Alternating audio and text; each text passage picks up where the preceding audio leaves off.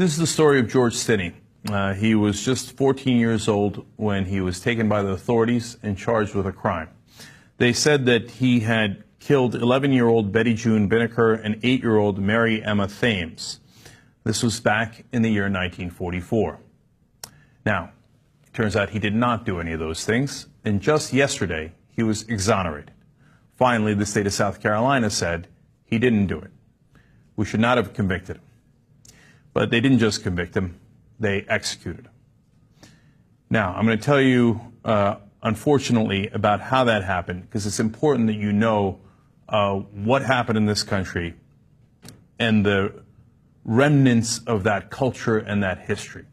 So first, let's show you George. You got to understand the context here. He was just 90 pounds. He was 5'2". He was 14 years old.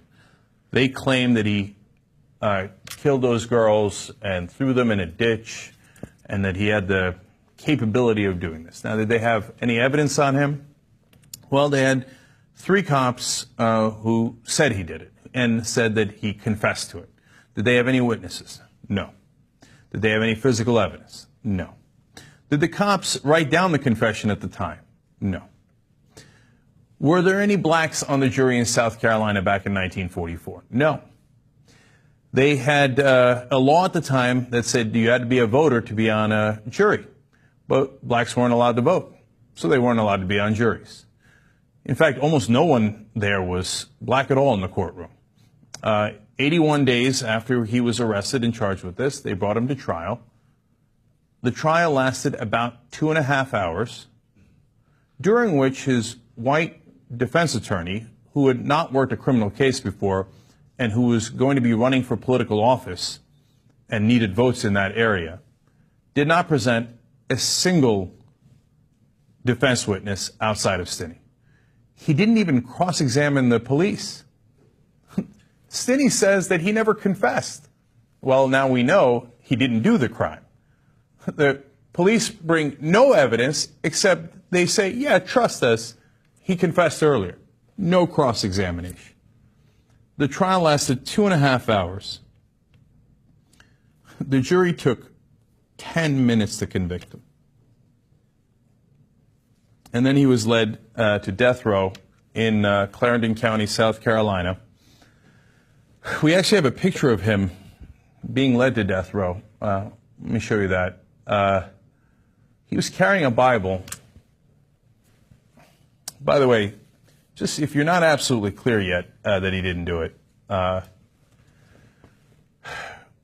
historian in 2004 took this case on and investigated it further and found out that there was a wealthy white family in the area who said that the real culprit did a deathbed confession and said that he had killed the 2 young girls. And a member of that family was part of the process that picked Stinney as the real culprit. It's impossible to know now, looking back 70 years, who knew and didn't know what exactly happened. Really, they were sure that this 14-year-old had done it, this 90-pound 14-year-old.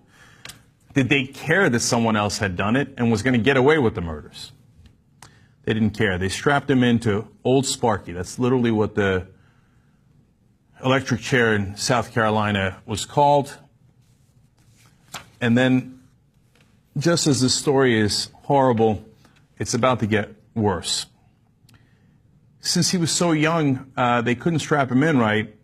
They took the Bible he was carrying and made him use it as a booster seat.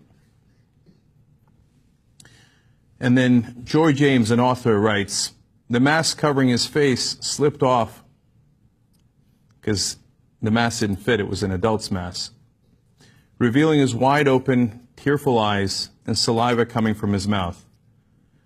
The first jolt had not worked. After 2 more jolts of electricity, the boy was dead. His family was not at the execution. His family was not at the trial. Why?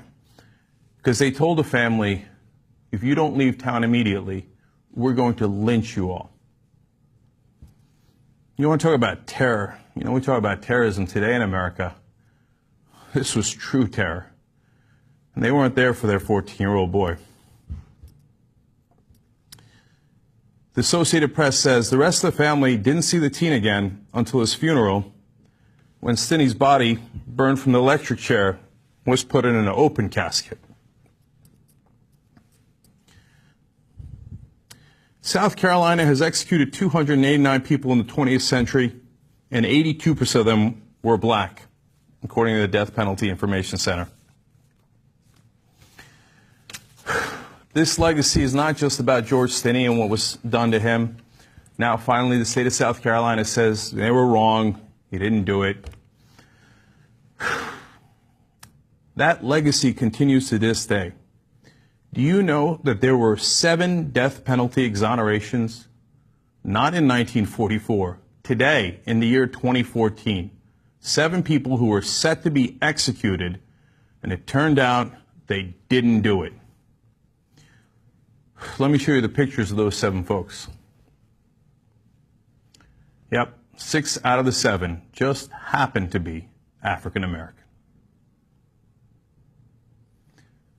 History rains down on us through the generations.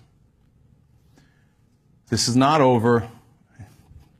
In fact, for those guys who were on death row, it took on average 30 years to clear their names. 30 years they sat on death row when they were perfectly innocent. George Stinney was also perfectly innocent, but they needed a scapegoat. And in this country, especially in the South, when they needed a scapegoat, you always knew where they were going to turn.